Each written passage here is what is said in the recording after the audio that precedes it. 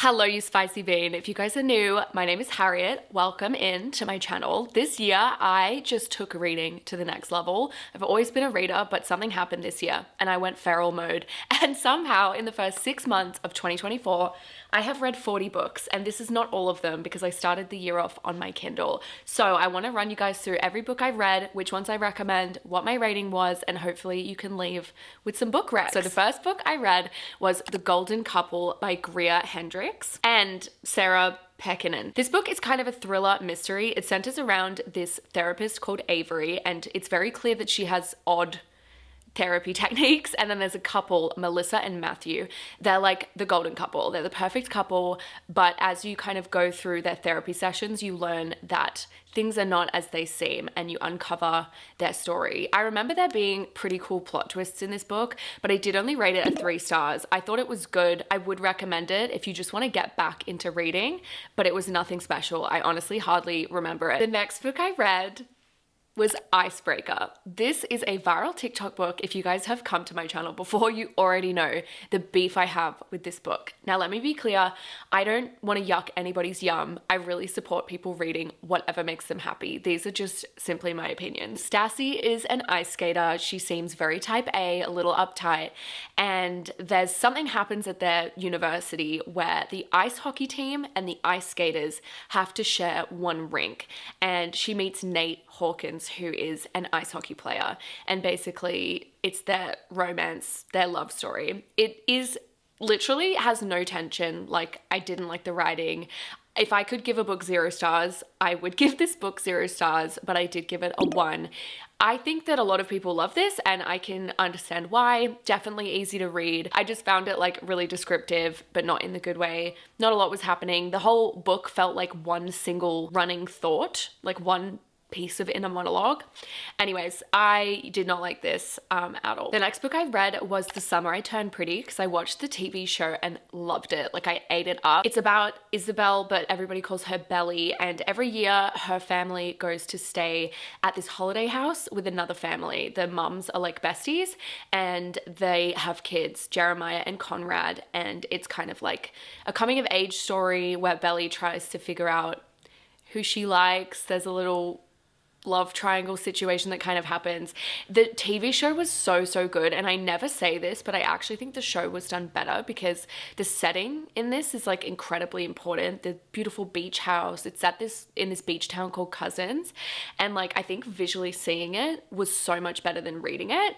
This is a YA book as well, so I think part of it was that the show seemed to be made for older audiences, whereas the book definitely read like it was written for like 15-year-olds, I would say. Didn't hate it, didn't love it. I gave this a 2 star. Then I picked up Things We Never Got Over by Lucy Score. This is a very popular romance book. This is like over 500 pages, I believe, which I was cautious because I don't think that any romance book needs to be that long. Like, that should be reserved for literary fiction and fantasies, in my opinion. But I had heard so much about this book, I decided to give it a go. So this story centers around Naomi.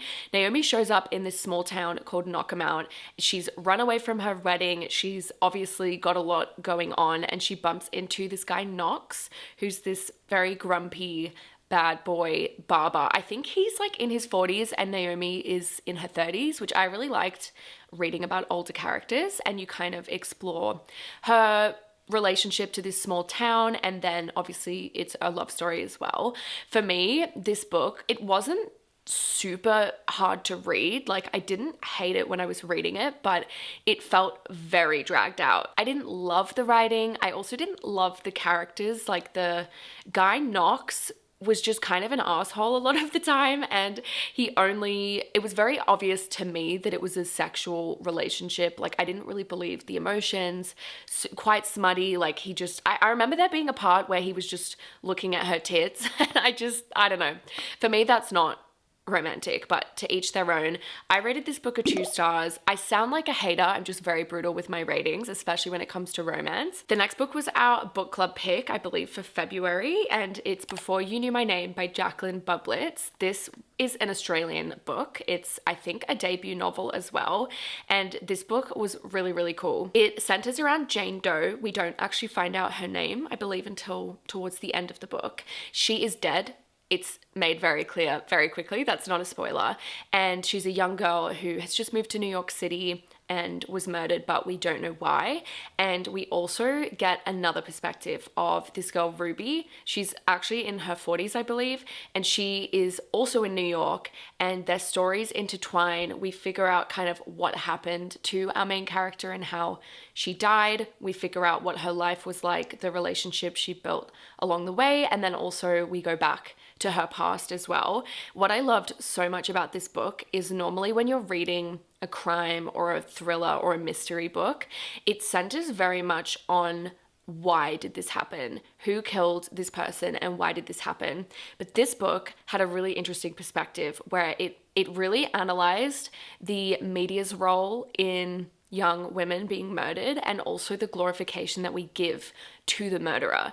This story is focused on this girl's life, and I love that so much. I just thought it was phenomenal. I really enjoyed this. This was a 4-star from me, and I will definitely read any other books that this author comes out with, and I highly recommend that you read this. I had to move because the sun was casting weird shadows, but the next book I was listening to while I kind of read all of that stuff, and it is a celebrity memoir, which is one of my favorite, actually the only nonfiction genre I really read. I'm not a huge nonfiction girl, but it's Holly Madison's book called Down the Rabbit Hole. If you guys don't know who Holly Madison is, she is a former Playboy bunny or playmate. I'm not sure what the term is. I can't remember now. But basically, we know now a lot about Hef and how fucked up that whole situation was.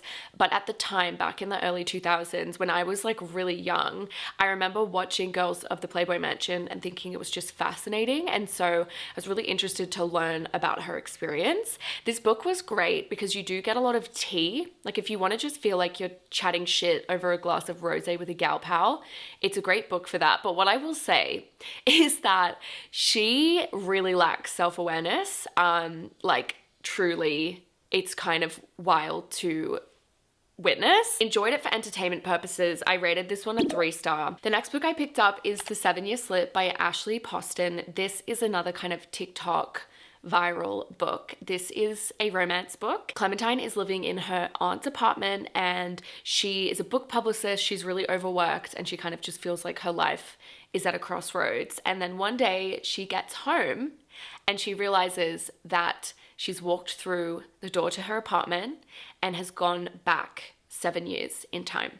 And that is kind of the concept of this book. It is phenomenal. This was actually my first 5-star read of the year. I just loved everything about this. It was funny, it was well written, I loved the concept, but also it was really deep. There were themes of grief and I don't know, finding your place like as a young adult. It was just really, really good. I could not recommend this book more. The next book I read, we're onto the paperbacks now, is Fourth Wing by Rebecca Yarros. I went into this a little critical because I just feel like you can see in the books that I started the year with, I wanted to love a lot of TikTok books and then like I just didn't. So I wasn't sure if I would like this, but this book was great. If you guys somehow don't know what Fourth Wing is about, it's about this war college called Basgaith, I don't know how to say it, war college. And basically it's split up into quadrants. Violet has been training her entire life to move into the scribe quadrant, which obviously centers around writing and reading and just being a smart queen. So she's all brains.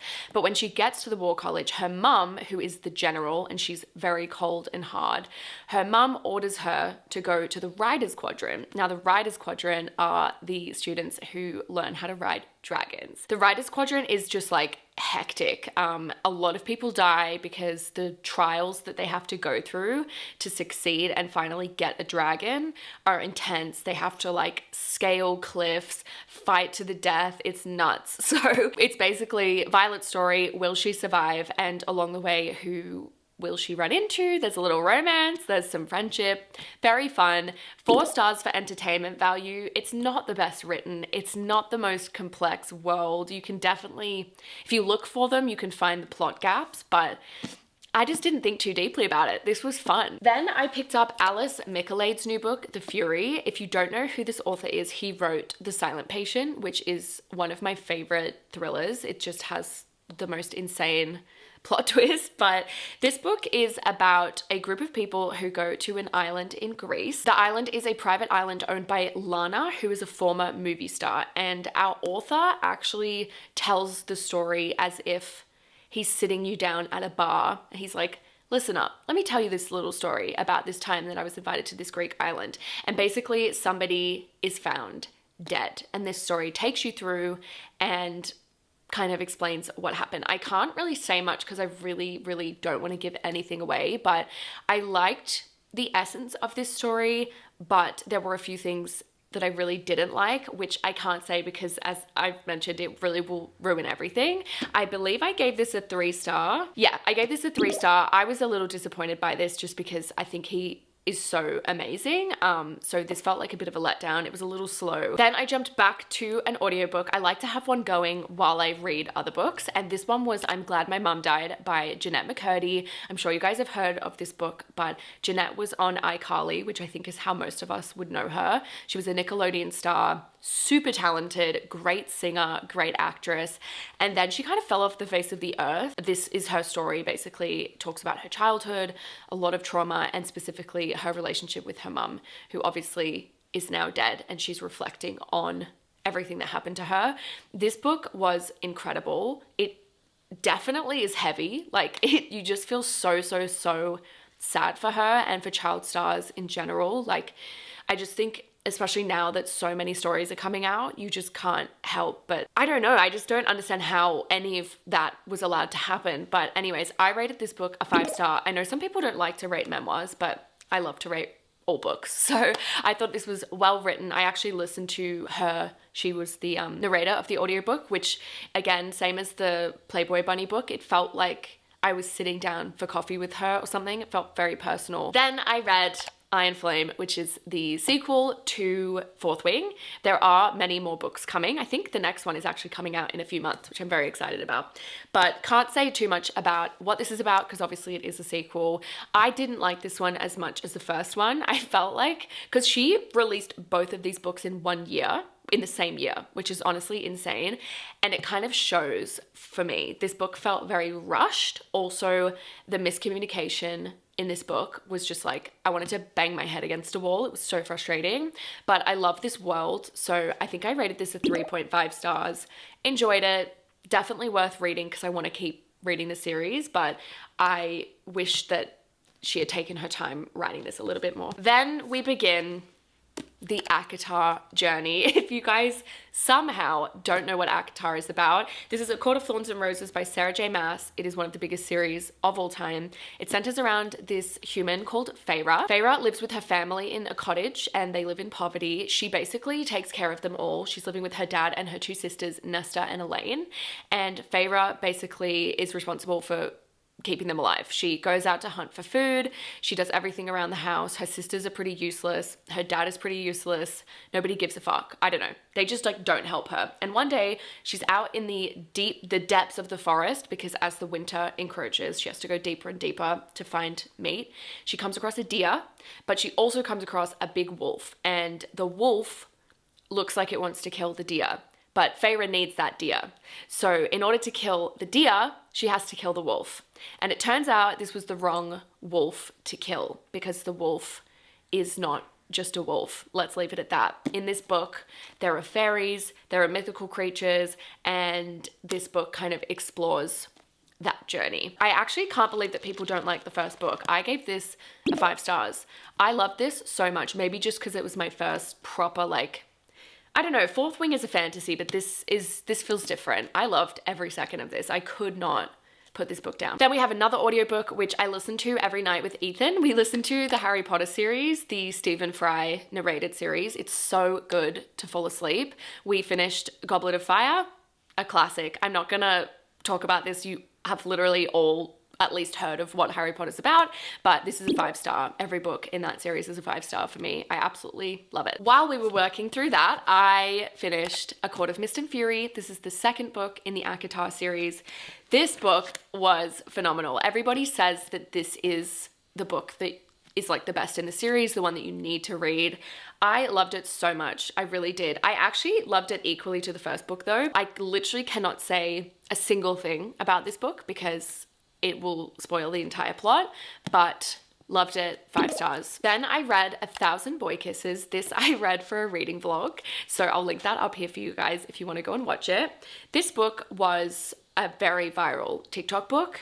This is a YA romance book. Poppy and Rune are childhood best friends, and then eventually they become boyfriend and girlfriend, I believe. They fall in love essentially when they're young, but then Rune is sent home to Norway, where he's from, and they spend a period of time apart. And when Rune gets back, because he eventually moves back next door to Poppy again, he is really different. He has a totally different vibe, and Poppy is like very secretive as well, so they're kind of both hiding something, and you go through their story and figure out kind of what those things are.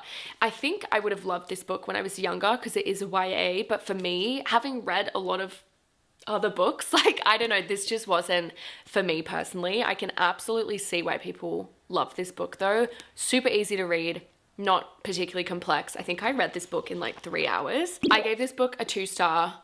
Really wasn't for me. The next book I read is Ali Hazelwood's new book called Bride.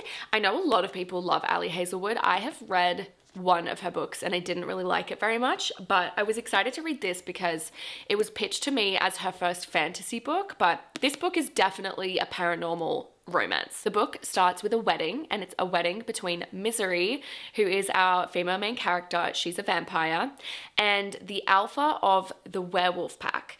Now, obviously, these two species don't get along. They've actually had a bunch of wars in the past, but this marriage is a symbol that's going to keep the peace between the two species. We get Misery's perspective, we meet the alpha of the werewolf pack, and then the story kind of begins. There's a lot of like interesting politics in this book. I actually really enjoyed it. The one thing about this book that you need to know though is this book has maybe 3 smut scenes, and the smut is unlike any smut you've ever read before because it's werewolf smut, and there's something very traumatizing that I didn't know about because I'm just little old me. Something very traumatizing when werewolves smash, and I don't think I'll ever be the same again. So I gave this a 3.5. It would have been a 4, but the smut wasn't for me. Then I read The Invisible Life of Addie Laroo by V.E. Schwab. This book centers around Addie Laroo, and the reason she has an invisible life is because she made a bargain. Basically, the bargain means that she is cursed so that anytime she meets someone, they instantly forget about her. So even if she goes to the same coffee shop every day, they won't remember her. If she meets someone, spends the night with them, they'll wake up in the morning and be like, who the fuck are you? And this book goes through her life, which is very long. It ranges from, I believe it starts in like the 1700s and goes all the way up until the 2010s. This book was phenomenal. I loved the writing. The pacing was perfect. Loved the shift in timelines. Like, I just actually don't have a single complaint about this book. This book was a 5 stars, and I highly recommend you read it if you haven't already. The next book I read was Mountains Made of Glass by Scarlett St. Clair. I'd never heard anyone talk about this book. I just picked it up at like Kmart or Target or something. This is a fairy tale retelling. It kind of mainly is reminiscent of Beauty and the Beast, but I think there are other fairy tales in there as well. This book is about this girl who gets banished to go and live with this beast, and it's, yeah, basically that's the plot. It's their story. This was essentially just erotica, which I didn't realize when I was buying it. There is like semi-plot, but honestly, I think every 2 chapters was just smut, so 1 stars. Not for me, but if you like a smutty fairy tale retelling, this is your book. I then picked up One Dark Window by Rachel Gillig. This is a gothic fantasy romance, and this book is so much fun. I love this world so much. This is a duology, by the way, so if you want to have a fantasy series, but it's not like a huge 6-book series, this is the one. This book is about Elspeth, and she lives in a town called Blunder where there's a sickness that is kind of cursing this village. There's a fog, and if you walk into the fog, I believe you die or you get lost. I can't quite remember. And she goes on a quest to cure the town of this sickness. There's also a really fun magic system where there are providence cards, and these cards are basically like playing cards, but the card holds magic within it. So if I have a particular card, I can use it to do magic, basically. It's such a fun read, great romance, great pacing, loved the plot. I never really knew where this book was going either. So fun, 4 stars. Then I read It Happened One Summer by Tessa Bailey. I actually picked this up because Jack Edwards, of all people, said that he thought this book was really fun. It's about this girl called Piper who is an influencer. She apparently is based off Alexis from Schitt's Creek, if that helps you visualize her at all. She gets sent to this fishing village called Westport because she's just been behaving atrociously and her dad owns a dive bar there, so her and her sister go and basically manage this dive bar. When she gets there, she obviously meets this sailor, I think he is. Yes, sea captain, Brendan. And this is their story. This was a 3.5. Nothing amazing, but it's exactly what you think it's gonna be. It's a small town romance, super fun, super fluffy. Highly recommend for like a fun, easy summer read. Then I picked up this book. This is the 3rd book in the Acord series, Acord of Wings and Ruin. I tried so many times in the interim, like you can see, I read about 10 books since the last Acord book. I tried so many times to pick this book up and I just simply like could not get into it. I got into the biggest reading slump because of this book and I don't really know why. Again, I can't say much about what this book is about, but this book is, I would say, more war focused, more politics focused rather than being particularly romance heavy. And like, I don't mind things not being romance heavy, but something about this just gave me the ick. It's also so long. This was fine. I didn't love it. I didn't hate it. I just thought it was kind of like I think it could have been shorter. I don't know. I don't really have much to say about this. I ended up settling on a 3.5 for this book because I do love the series. I just didn't, I wasn't obsessed with this book. Then I picked up Two Twisted Crowns, which is the sequel to One Dark Window. The first book is told from 2 people's perspectives, and then this book is told from 2 different characters' perspectives, but they're mentioned in the first book, and it kind of has its own totally separate plot, but it connects so well into the other character's story, if that makes sense, and then it all gets tied up in the end.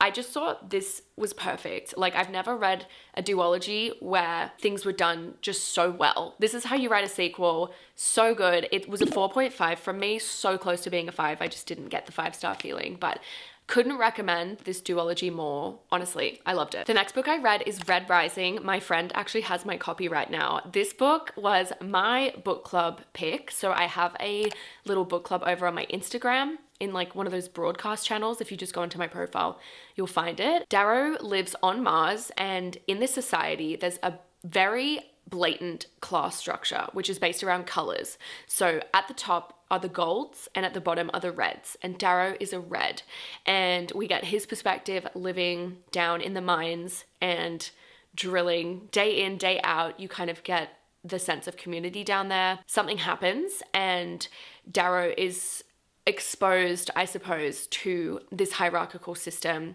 because they don't know about it, the Reds. Like, they don't really understand how the world works because they're kept underground. And then Darrow finds out and the book begins. There's a Hunger Games-esque competition that happens in this book, which is phenomenal, crazy, very graphic, I would say, but so much fun. If there's one thing about me, I love a competition in a book.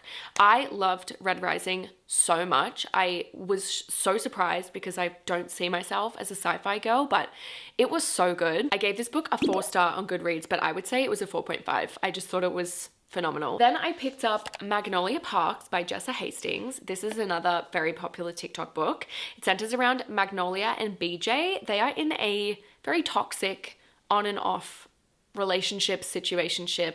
This book is very Gossip Girl in London. It's not particularly plot driven. It's very character driven. You're just focused on this group of rich, young London socialites, and you kind of explore BJ and Magnolia's relationship. This book for me wasn't super well written. It wasn't super groundbreaking, like I said, in the plot or anything, but she just writes feelings so well. I really believed everything I was reading, which is why I really enjoyed this book. I wrote on Goodreads, this book is like getting coffee with your chaotic single friend who makes terrible, toxic decisions, but you can't help but root for them anyway.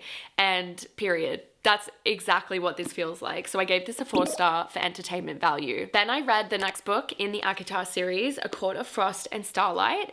This is the novella. It's like a holiday novella.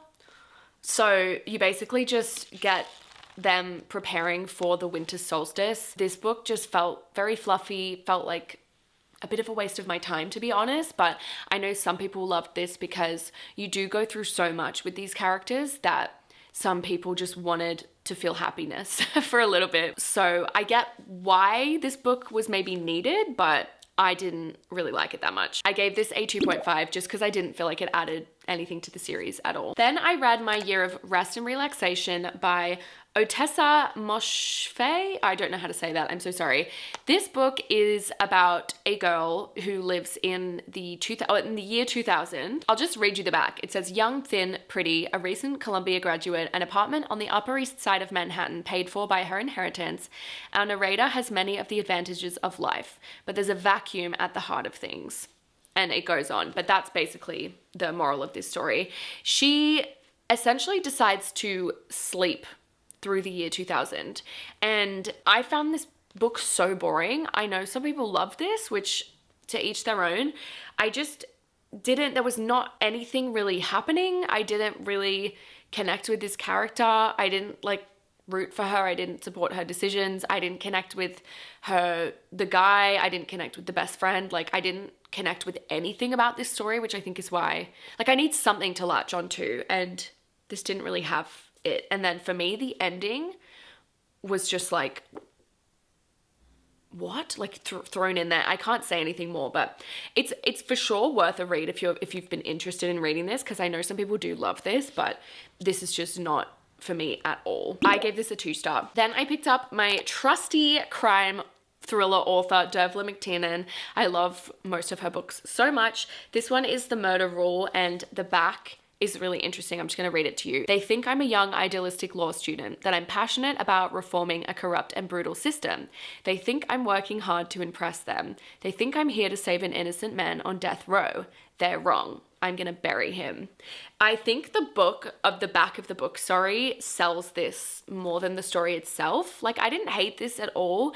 It just, I don't know what it was. I didn't connect with this book as much as I have her other books. I also felt like this was just written by a different author. It didn't give the Dervla energy. So I gave this one a 3 stars. Then I read Abby Jimenez's new release, Just for the Summer.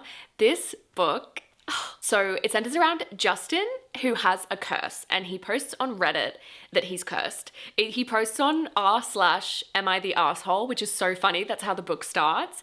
And he basically says that he has a curse where whenever he dates someone, the next person that they date is their husband, basically. So he believes that he's the person that you date before you find the one that you're going to marry. And then our female main character, Emma, is reading Reddit and finds this post, and she's like, oh my God, me too. So she messages him, and they kind of back and forth, and they decide that the best thing to do is if they date each other for X amount of time, like a short period of time, then their curses will cancel each other out and they will meet their perfect person after that. It is so good. This book was so perfect because it really did have that fun, witty, rom-com-y, banter, fluffy, like gooey feeling. But also each of these characters had a quite intense like subplot to them as well. So it was a lot deeper than the cover makes it look. It looks like a fun, summery, fluffy romance, but I was crying. When I was finishing this book, I was reading it at a pub and I literally was sobbing. Like, it was so embarrassing. I had to go home. This was a 5-star from me. I loved everything about this and you have to read it. Then I picked up Done and Dusted by Lila Sage because after reading Just for the Summer, I wanted another fun romance. This is a cowboy romance, which I've never read before. It's about Emmy. She is a horse rider and she moves back to stay in her hometown, which is a very small kind of farm country town, with her 2 brothers and her dad, and they have a farm. She runs into this guy, Luke Brooks, who is her brother's best friend, and they kind of dislike each other, and that's the basis for this story. It is a romance. I didn't feel the romance. I felt like this was very insta-lust.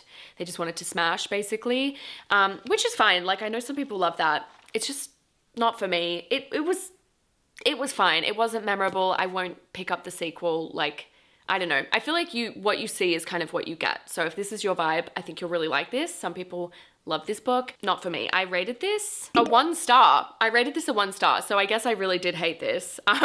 My review says, what was this? Crying face. Why is this so popular? Am I missing something? Help. I was still really in a romance mood because I'd just come off the back of Just for the Summer and like loved the feeling that gave me. So I picked up Book Lovers by Emily Henry. I actually reread this. I read this last year and loved it so much. I rated it 5 stars. It's about Nora. Nora is a really uptight corporate girly. All she really cares about is her job. She basically gets convinced by her sister after she's just been broken up with to go and stay in this small town called Sunshine Falls. When Nora gets to Sunshine Falls, she runs into somebody who she kind of knows, and it's a small town romance, but not at all in the way that you think. This book, I don't even have the words to like explain why you should read this book. You just have to read it. The banter, the romance, the setting, like it was perfect. I literally have goosebumps right now talking about it.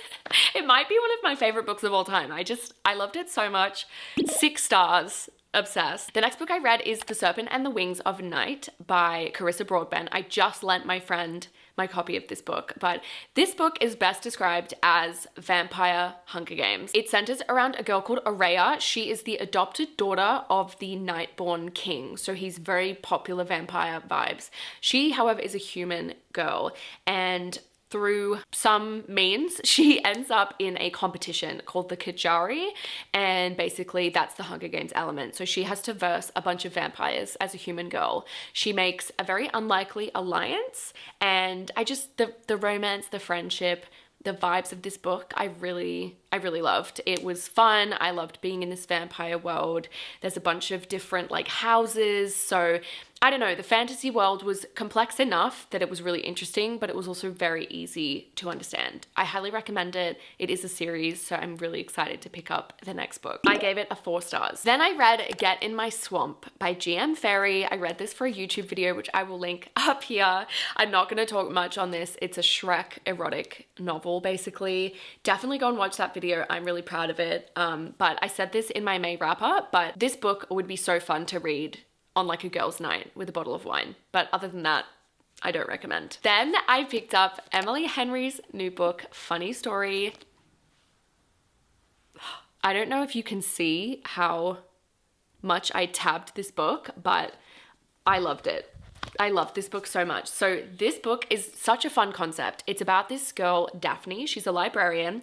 She is engaged to Peter. She really feels like Peter is her perfect guy. They've got a 5-year plan, all of this. But Peter has a childhood best friend, Petra.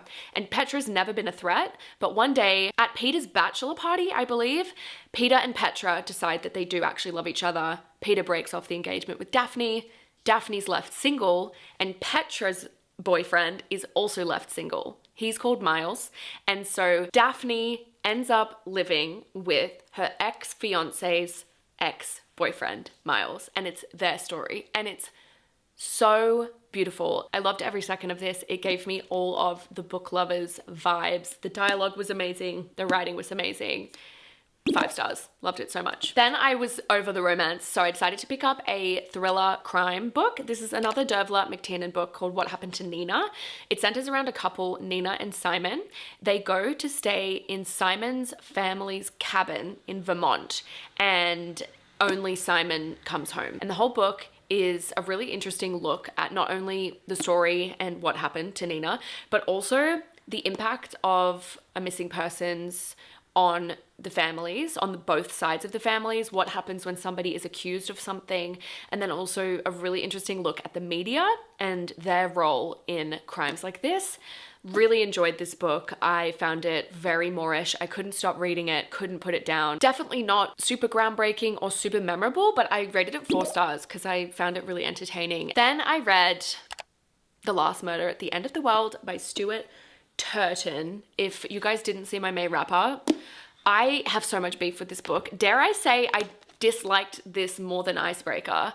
This book, the concept is so incredible, but it just doesn't meet the expectations of the concept. So this book is about an island, and on this island are 3 scientists and a bunch of villagers, and they all coexist in harmony.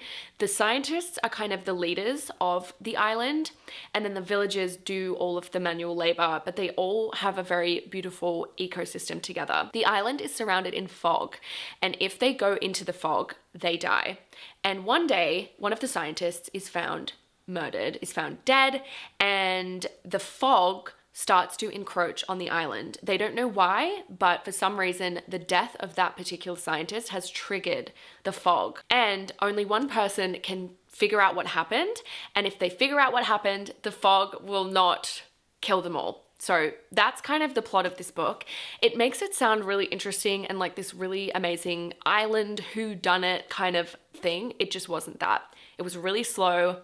The murder doesn't even happen till halfway through the book. Couldn't really connect to the characters, couldn't really connect to the writing, and the ending just made me want to smash my head into a wall, honestly. So this was a 1 star from me. Sorry, Stuart, but it's not the vibe, babe. Then I read Btown by Frederick Buckman. I also have this in a reading vlog, which I will link up here. This book centers around a small Swedish town called Btown. This community is very heavily focused on ice hockey, and there's a junior ice hockey team that has a chance to make it to the finals. And if they do, a lot of benefits, a lot of like domino effects will happen for this town. They feel like it'll put the town back on the map, basically. There is a really brutal act that occurs, and the team is so important that it kind of divides the town into 2. Half of the town is like, we need to sweep this under the rug, and another portion of the town is like, we need to serve justice. And it's a really amazing look into small town communities, what happens when something like this occurs. And I don't know, I just found it like such a beautiful portrayal of human emotion, of the human experience. It's very sad, very traumatic. Definitely look up trigger warnings if you need to, but so important and so beautiful, and also so funny in so many ways. Like, his writing is just phenomenal. This was a 5 star. Then I read Whisper by Lynette Noni. This is such a fun concept. This is a YA dystopian, I don't know if it's sci-fi or fantasy, but it's that kind of vibe. It centers around this secret government facility called Lengard, and our main character, they call her Jane Doe because she doesn't speak, so they don't know her name. We don't know why she's in there, but we know that they run a bunch of tests on her. Some of them are very traumatic, and that it feels like her time is running out. So one day, the leader of the facility says to her, "We're going to try a new approach because you're not participating in the program properly. And if you don't participate in the program, a month after we've implemented this new approach, we're going to dispose of you."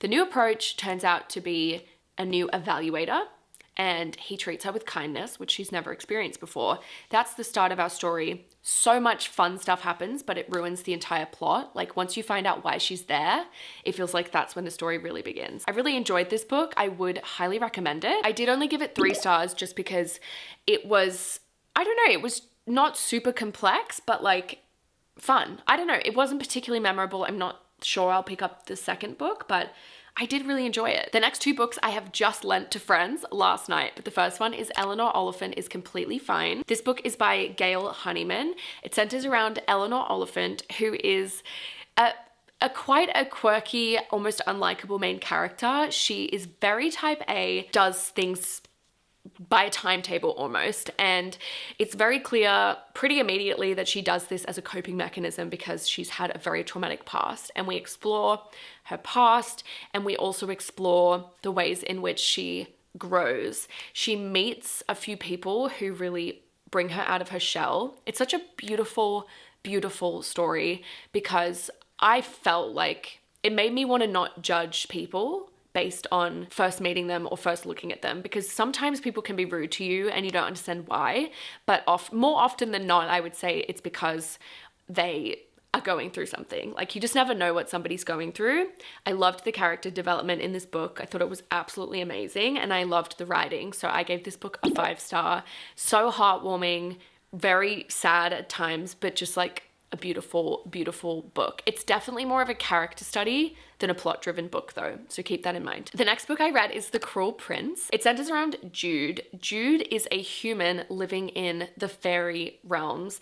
Immediately, it's clear that she hates being human and everybody bullies her for being human. In this world, humans typically are servants and are very much treated as lesser than, but she was adopted by a fairy, and the fairy actually murdered her parents in front of her and her two sisters. So very complicated relationship there. She really wants to win a place in the court. She feels like this will prove her worth as a human, but a lot of obstacles and stuff get in her way. There's also a really evil, cruel prince called Prince Carden, who is kind of at the head of the people bullying her for being human. They are so wicked to her, it's unreal. Like, they physically abuse her and all kinds of stuff. So very interesting concept, great setup, real enemies vibes, real enemies vibes, but there is also a love story. I thought this book was great. I really enjoyed it. I would recommend it. It's a YA fantasy. I don't know if I said that already. I rated it a 3.5 stars. I'm not sure if I'll continue with the series. If you think I should, please let me know. The final book, which I literally finished this morning, is Before the Coffee Gets Cold by Toshikazu Kawaguchi. This book was so cool. This concept is incredible. Basically, it's about this cafe, and in this cafe, there's a particular seat. If you sit in that seat at a particular time and you drink your coffee, you will be transported back in time.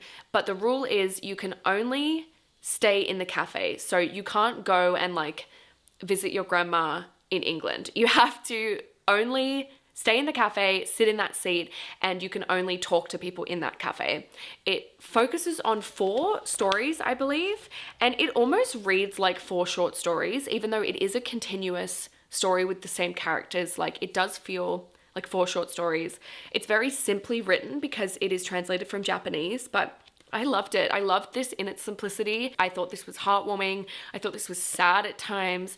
And just, again, same as Btown, such a beautiful reflection on the human experience and what it means to fall in love and experience grief and experience loss. I love this. I gave this a 4 stars. It's also 200 pages. So if you guys are trying to reach a book goal, or you just want a quick, easy read in between a hectic fantasy series or something, this is definitely worth picking up. Those were the 40 books I've read so far this year. I can't believe that, because last year my reading goal was 30 books and I only ended up reading 25. So this is crazy. I don't know what's happening to me. I feel like there were some real good books here. Obviously I had a lot of 1 stars, 1 and 2 stars as well, but I also had a lot of 5 stars. So I feel really happy about that. If you guys have read any of these books, please let me know your thoughts. And also, if you've kind of managed to gauge my book taste. I mean, my book taste is so varied, as you can tell, but if you have managed to gauge my book taste based on this video and you have any recommendations for me, please leave them down below. I love getting book recs, especially from people like you guys. So definitely leave them down below. Please subscribe if you haven't already. I make book and lifestyle content here on this channel. I love having you, and I'll see you guys next week with a new video. Bye!